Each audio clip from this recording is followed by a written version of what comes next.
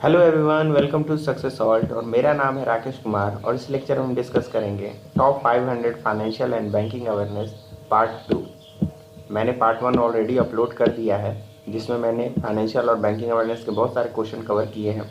और मैं आप सबसे रिक्वेस्ट करूँगा कि आप पार्ट 1 देखें, उसके बाद ही पार्ट 2 देखें, जिससे आपको पूरी क्लैरिटी मिलेगी। तो चलिए अपने सेशन को स्टार्ट करते हैं, देखते हैं आज का हमारा पहला क्वेश्चन क्या है। तो हमारा पहला क्वेश्चन है प्लेज।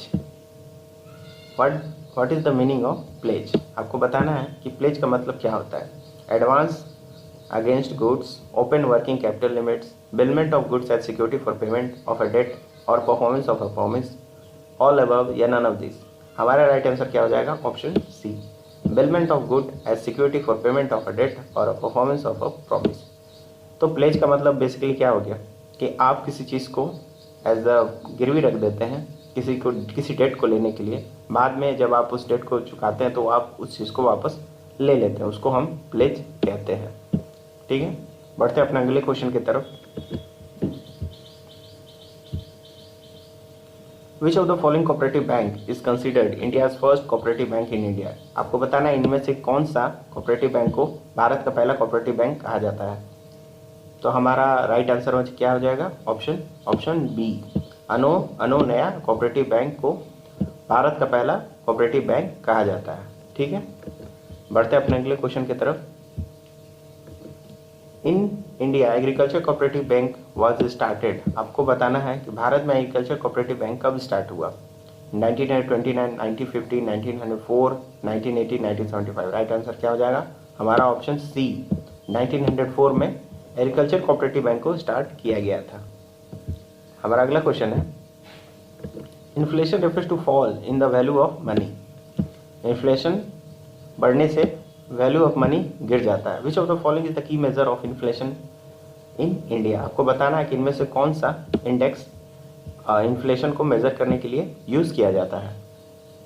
ठीक है, consumer price index, wholesale price index, personal consumption expenditure price index, GDP deflator या ऑल अबव।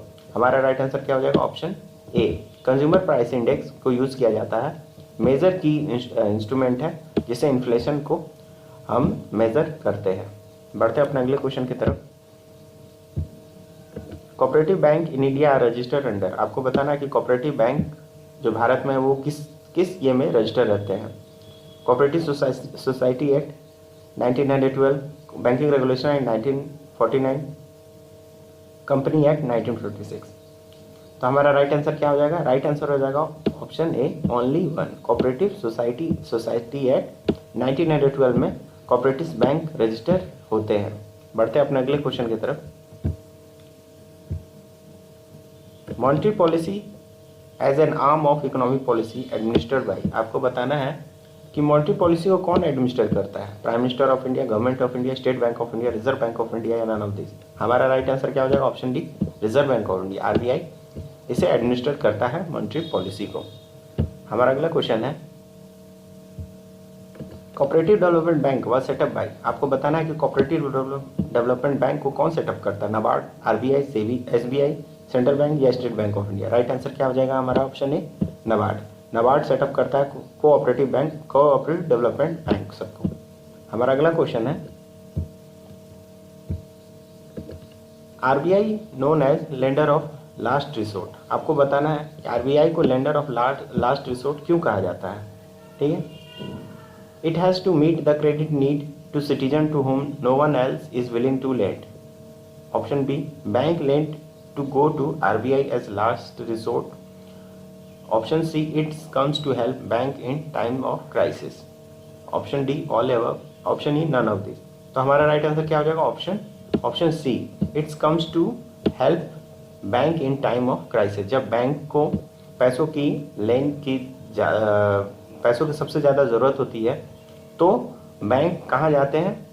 जो लास्ट में किसके पास जाते हैं? आरबीआई के पास। उनको आरबीआई ही जो है लास्ट में पैसा देता है। ठीक है, बढ़ते अपने अगले क्वेश्चन की तरफ। हमारा अगला क्वेश्चन है which of the following can be categorize as merchant banking service. आपको बताना है कि इनमें से कौन सा मर्चेंट बैंकिंग सर्विस में आता है। consultancy on finance to a company, advance in capital structure, managing mergers, helping in finalize takeover। हमारा राइट आंसर क्या हो जाएगा? ऑप्शन ई, ऑल एबव, यानी कि ये सारी चीज़ें हैं जो मर्चेंट बैंकिंग सर्विस में आते हैं। बढ़ते हैं अपने अगले क्वेश्चन की तरफ। When bank accept a fixed sum of money from an individual for a definite term and pay on maturity with interest, the deposit is known as। आपको बताना है कि जब एक बैंक किसी व्यक्ति से फिक्स्ड अमाउंट किसी फिक्स पीरियड के लिए लेता है और मेच्योरिटी होने के बाद उस पैसे को वापस देता है विथ इंटरेस्ट, तो आपको बताना है वो कौन सा डिपॉजिट है, term deposit, demand deposit, bond, mortgage या एडवांस। तो हमारा राइट आंसर क्या हो जाएगा? ऑप्शन ए, टर्म डिपॉजिट। ठीक है, टर्म डिपॉजिट में एक फिक्स्ड पीरियड के लिए हम पैसे को डिपॉजिट करते हैं, फिर उस फिक्स पीरियड बाद वो मैच्योर होता है और बैंक हमें मैच्योरिटी में इंटरेस्ट के साथ हमें पेमेंट करता है, इसे हम फिक्स डिपॉजिट भी कहते हैं। बढ़ते हैं अपने अगले क्वेश्चन की तरफ। When there is a difference between all receipts and expenditure of government of India, both capital and revenue is called। आपको बताना है कि सारे रिसिप्ट्स एंड एक्सपेंडिचर जो भारत सरकार के होते हैं, बोथ कैपिटल और रेवेन्यू, तो आपको बताना ये डिफरेंस को हम क्या कहते हैं। Revenue deficit, budgetary deficit, zero budgeting, trade gap, balance of payment problem. तो ये यहाँ पे राइट आंसर क्या हो जाएगा? राइट आंसर हो जाएगा हमारा ऑप्शन बी, बजटरी डेफिसिट। ठीक है, अब भारत सरकार कुछ बनाता है, ठीक है, जैसे कि रिसिप्ट, एक साइड रिसिप्ट हो गया, कितने पैसे आ रहे हैं बोथ कैपिटल और रेवेन्यू में, और एक साइड है एक्सपेंडिचर। ठीक है, रिसिप्ट और एक्सपेंडिचर, ठीक है, बोथ कैपिटल और रेवेन्यू। ठीक है, अब इन दोनों का डिफरेंस को हम क्या कहते हैं? तो उसे हम, अगर डिफरेंस आता है तो उसे हम बजटरी डेफिसिट कहते हैं। इसमें मैं अलग से कभी एक लेक्चर लाऊंगा कि गवर्नमेंट उसमें रिसिप्ट्स में क्या आते हैं, एक्सपेंडिचर रिसिप्ट्स, कैपिटल रिसिप्ट्स में क्या आते हैं, इन सभी को उसमें हम डिस्कस करेंगे। फिलहाल अभी इतना समझते हैं कि उस डिफरेंस को हम क्या कहते हैं? Budgetary deficit. बढ़ते हैं अपने अगले क्वेश्चन की तरफ।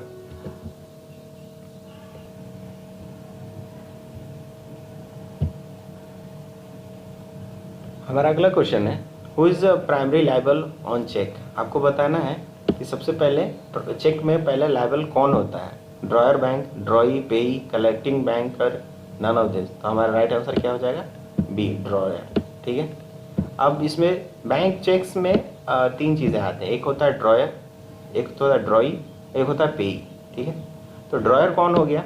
जो चेक बनाता है। ठीक है, ड्रॉई कौन हो गया? ड्रॉई हमेशा बैंक होता है, ठीक है, जिसके जो पैसे देगा। और पेई कौन होता है? जिसे बैंक पैसे दे रहा है, वो हो जाता है वो पेई। ठीक है, आई होप आप समझ गए होंगे। आगे बढ़ते हैं अपने अगले क्वेश्चन की तरफ। Which of the following bank have become the first bank to join SWIFT global payment initiative.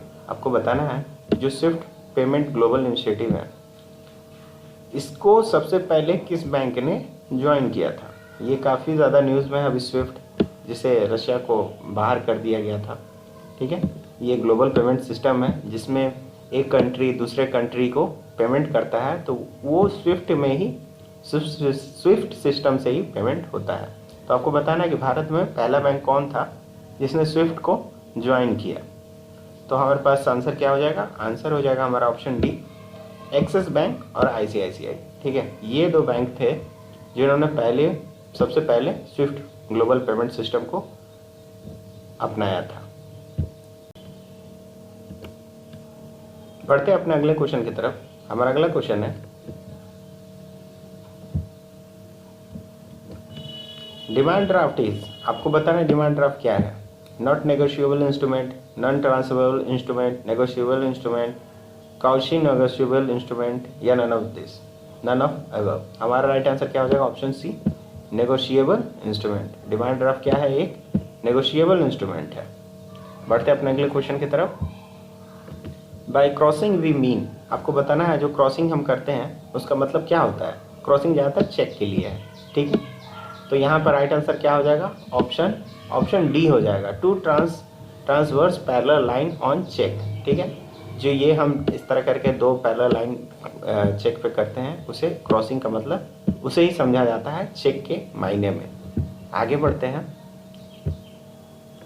The किसान credit card scheme is being implemented by, आपको बताना है कि किसान क्रेडिट कार्ड स्कीम इनमें से कौन इम्प्लीमेंट कर सकता है? Public sector, commercial bank, regional rural bank, state cooperative bank and schedule primary cooperative bank, या ऑल एबव। राइट आंसर क्या हो जाएगा हमारा? Option D, all above. ये सभी आपका किसान क्रेडिट कार्ड स्कीम को इम्प्लीमेंट कर सकते हैं। बढ़ते हैं अपने अगले क्वेश्चन की तरफ। To restrict expansion of credit, reserve bank of India, credit को बढ़ने से रोकने के लिए रिजर्व बैंक ऑफ इंडिया क्या करता है? Raise the bank rate, reduce the bank rate, freeze the bank rate, none of this, all above this. हमारा राइट आंसर क्या हो जाएगा? राइट आंसर हो जाएगा option A, raise the bank rate. अब बैंक रेट में क्या होता है कि जो कमर्शियल बैंक होते हैं वो लॉन्ग टर्म बेसिस में लोन लेते हैं आरबीआई से, ठीक है। वो किस रेट पे? बैंक रेट पे। अब जब बैंक रेट मान लीजिए कि 4 है, ठीक है, अब ये 4 से 6 हो जाएगा, तो अब लोन लेना आरबीआई से बैंक सबको क्या हो जाएगा? महंगा पड़ जाएगा। जब महंगा पड़ जाएगा तो वो पैसा लेंगे नहीं आरबीआई से, जब पैसा लेंगे नहीं तो वो बाहर देंगे नहीं, तो उससे क्या होगा? क्रेडिट एक्सपेंशन हो जाएगा, ठीक है, रिस्ट्रिक्ट हो जाएगा, क्रेडिट देने से रोक दिया जाए, मनी सप्लाई कम होगा। हमारा अगला question, what is the loan limit for education in country under priority sector? आपको बताना है एजुकेशन में कितने लोन ले सकते हैं आप प्रायोरिटी सेक्टर में? 15 लाख, 10 लाख, 8 लाख, 20 लाख, या नन ऑफ दिस। हमारा राइट आंसर हो जाएगा ऑप्शन बी, 10 लाख। अब आप पूछेंगे कि 10 लाख क्यों? तो 10 लाख इंडिया के लिए है, ठीक है। अगर आप भारत में पढ़ते हैं तो आपको 10 लाख रुपीज़ मिल सकता है। अगर आप फॉरेन में पढ़ रहे हैं तो आपको 20 लाख मिलेगा, ठीक है। तो भारत के लिए 10 लाख, फॉरेन के लिए 20 लाख। बढ़ते हैं अपने अगले क्वेश्चन की तरफ। To control inflationary situation in economy, RBI can increase one or more of this monetary tool. आपको बताना है कि इन्फ्लेशन को रोकने के लिए आरबीआई इनमें से एक या दो चीज़ों को बढ़ाता है, मॉनेटरी टूल्स को। उनमें से ये क्या है? तो हमारा राइट आंसर क्या हो जाएगा? ऑप्शन ए, सीआरआर, एसएलआर और बैंक रेट। अभी मैंने बताया बैंक रेट कैसे इन्फ्लेशन को रोकता है। अब सीआरआर बढ़ जाएगा तो क्या होगा? तो सीआरआर बढ़ जाएगा तो बैंक को ज़्यादा मिनिमम जो डिपॉजिट है वो बैंक को ज़्यादा रिजर्व के रूप में रखना पड़ेगा आरबीआई के पास। तो बैंकों के पास खुद पैसा नहीं रहेगा तो वो देंगे कहाँ से? एसएलआर अगर बढ़ जाएगा तो एसएलआर बढ़ जाएगा तो उनको रिजर्व के रूप में बहुत सारा चीज़ रखना पड़ेगा अपने पास। तो वो जब अपने पास ज़्यादा रखेंगे तो देंगे ज़्यादा कम, ठीक है। इससे क्या होगा कि इन्फ्लेशन जो है इकोनॉमी में ये रुकेगा, कंट्रोल में आएगा। बढ़ते हैं अपने अगले क्वेश्चन की तरफ। How many sub category are classified under agriculture sector? आपको बताना है कि एग्रीकल्चर सेक्टर में कितने सब कैटेगरी है? 4, 5, 6 या 3। राइट आंसर क्या हो जाएगा? ऑप्शन डी, 3, ठीक है। वो 3 कौन कौन से हैं? एक होता है फार्म क्रेडिट, ठीक है, दूसरा एग्रीकल्चर इंफ्रास्ट्रक्चर और तीसरा है एंसिलरी आपका एक्टिविटीज़, ठीक है। फार्म क्रेडिट में आप जो फार्म के लिए क्रेडिट लिया जाता है वो आ जाता है। एग्रीकल्चर इंफ्रास्ट्रक्चर में ट्रक या ट्रैक्टर या ये सब चीज़ें जो खरीदते हैं वो आ जाता है।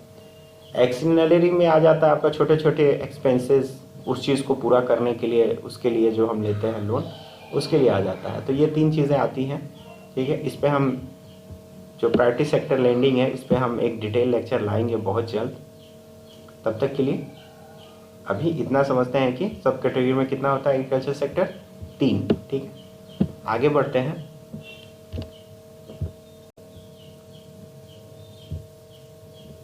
हमारा अगला क्वेश्चन है, sensitive index of Bombay stock exchange is called. आपको बताना है कि sensitive index Bombay stock exchange को क्या कहते हैं? Forex, max, Libre, Sensex. Right answer क्या हो जाएगा हमारा? Option D, Sensex. Sensitive index को बॉम्बे स्टॉक एक्सचेंज में हम सेंसेक्स कहते हैं। बढ़ते हैं अपने अगले क्वेश्चन की तरफ। The priority sector lending certificate can traded using the RBI. अब प्रायोरिटी सेक्टर लैंडिंग सर्टिफिकेट क्या होता है कि जब कमर्शियल बैंक पीएसएल का टारगेट पूरा नहीं कर पाता है तो वो उनके पास एक ऑप्शन होता है कि वो priority sector lending certificate purchase कर ले। किससे? आरबीआई से, ठीक है, जिससे उनका पीएसएल टारगेट पूरा हो जाए। तो आपको बताना है कि वो पीएसएल सेक्टर लैंडिंग सर्टिफिकेट कहाँ से वो खरीद सकते हैं? E Kuber platform, NEFT, RTGS, none above, can not be determined. तो राइट आंसर क्या हो जाएगा हमारा option E Kuber platform. RBI ने एक प्लेटफॉर्म बना रखा है ई कुबेर बोल करके, वहां से private sector lending certificate banks purchase कर सकते हैं। बढ़ते हैं अपने अगले क्वेश्चन की तरफ।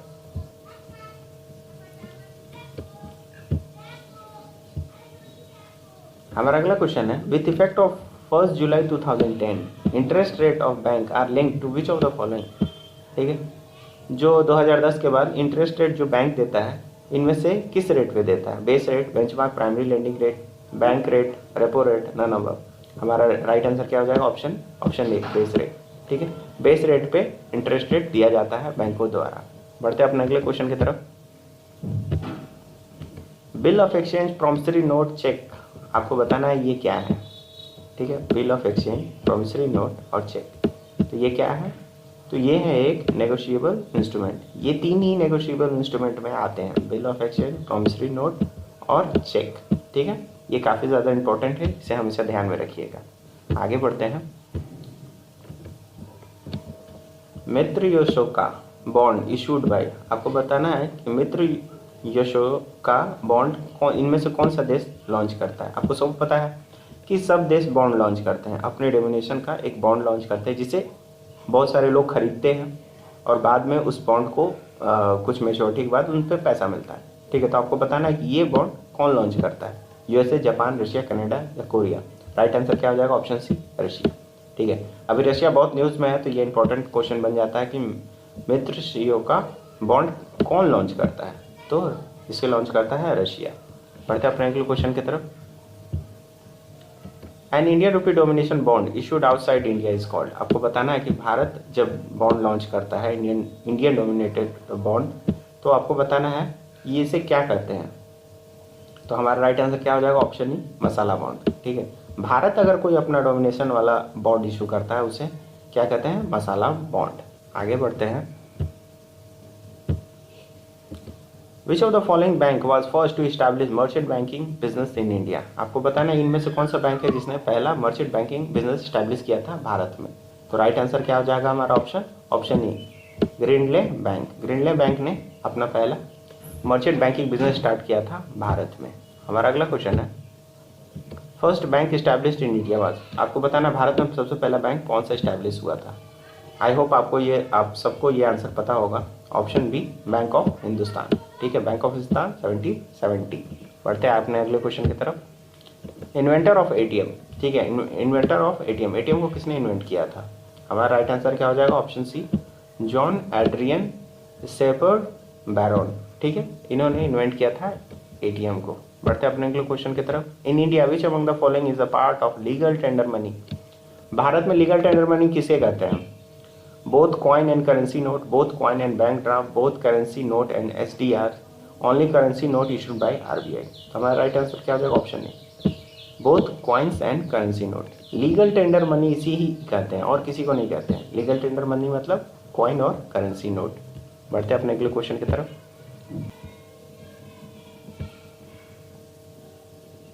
हमारा अगला क्वेश्चन है एक्सपेंड लिबोर, आपको बताना है कि लिबोर का फुल फॉर्म क्या है? तो हमारा राइट आंसर क्या हो जाएगा? Option A London interbank offer rate. अब London interbank offer rate क्या है? तो जैसे कि अगर आपको कोई एक उनका वो अपना सेटअप किया हुआ रेट है लंदन इंटर बैंक का, अगर उसमें किसी को लोन चाहिए तो अपना वो बेंचमार्क बनाए हुए हैं, उसे हम कहते हैं London interbank offer rate. ठीक है, बढ़ते हैं अपने अगले क्वेश्चन की तरफ। Who was the first Indian governor of RBI, आपको बताना है कि भारत के पहले आरबीआई गवर्नर कौन थे? राइट आंसर क्या हो जाएगा हमारा? Option C D Deshmukh. C D Deshmukh sir थे हमारे आरबीआई के पहले गवर्नर। बढ़ते हैं अपने अगले क्वेश्चन की तरफ। 1 रुपी नोट और कॉइन आर इशूड बाय, आपको बताना है 1 रुपी नोट और कॉइन को कौन इशू करता है? Reserve bank of India, state bank of India, on behalf of government of India, PNB, ministry of finance, ministry of central government of India. Right answer क्या हो जाएगा? Option D finance ministry, central government of India. 1 rupee note और coin को सिर्फ issue करता है, बाकी सारा इशू कौन करता है? आरबीआई। बढ़ते अपने अगले क्वेश्चन की तरफ। हमारा अगला क्वेश्चन है अ कमर्शियल पेपर इज, आपको बताना है कि कमर्शियल पेपर क्या होता है? तो राइट आंसर क्या हो जाएगा? Option B an unsecured money market instrument issued in the form of promissory note. बहुत सारी कंपनी क्या करती है, एक पेपर बनाती है और बोलती है कि मान लीजिए ये 5,000 का है, ठीक है, और 5,000 का है, और ये इसे कहती है पब्लिक में से देती है इस प्रॉमिस में कि आप कुछ मैच्योरिटी के बाद आप इसे खरीदिए, कुछ मैच्योरिटी के बाद आपको 6,000 रुपये मिलेंगे, तो उसे कमर्शियल पेपर कहते हैं। बढ़ते अपने अगले क्वेश्चन की तरफ। हमारा अगला क्वेश्चन है economic planning is an essential feature of. आपको बताना है कि इकोनॉमिक प्लानिंग इनमें से कौन से इकोनॉमी के लिए एसेंशियल फीचर है। Dual economy, mixed economy, social economy या कैपिटलिस्ट इकोनॉमी। राइट आंसर क्या हो जाएगा?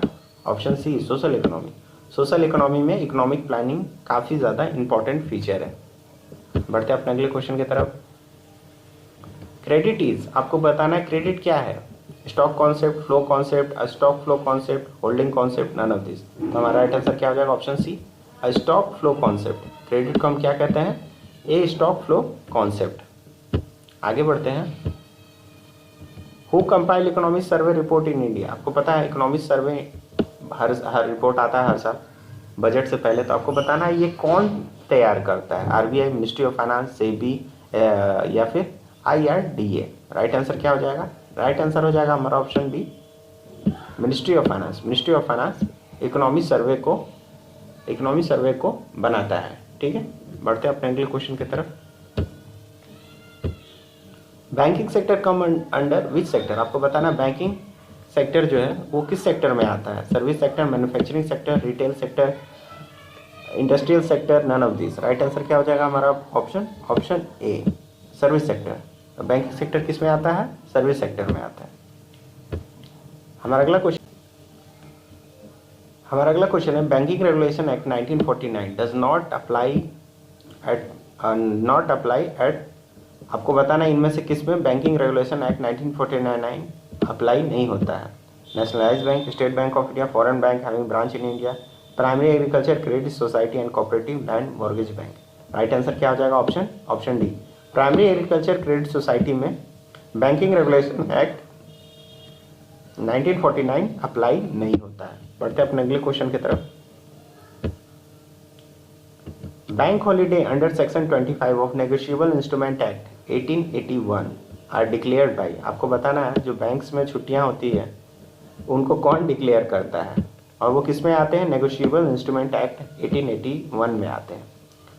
State government of respective state, banking operation department, central government या आरबीआई। राइट आंसर क्या हो जाएगा? Option D, RBI. इसे कौन डिक्लेयर करता है? Reserve bank of India.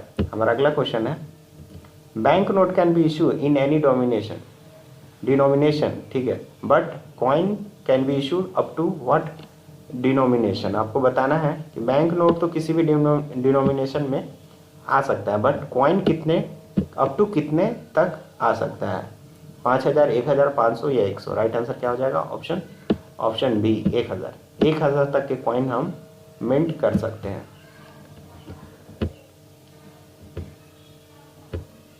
तो ये थे हमारे फाइनेंशियल और बैंकिंग अवेयरनेस पार्ट 2, और पार्ट 3 बहुत जल्द आएगा। तब तक के लिए आई होप आपको वीडियो अच्छी लगी होगी, तो प्लीज़ इसे लाइक करें, शेयर करें, चैनल को सब्सक्राइब करके बेल आइकन ज़रूर दबाएं। Thank you. जय हिंद।